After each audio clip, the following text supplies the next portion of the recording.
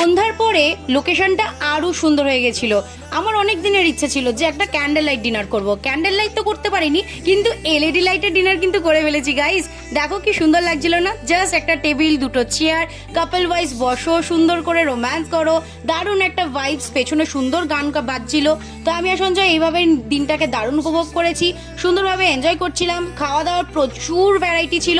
তো এখানে Valentine day special হিসেবে কিন্তু কম্বো অফার ছিল, যেখানে আমরা কম্বো নিয়েছিলাম। তাতে ছিল chowmein, fried rice, chicken manchurian, chicken lollipop, salad, আরও একটা চিকেনের আইটেম।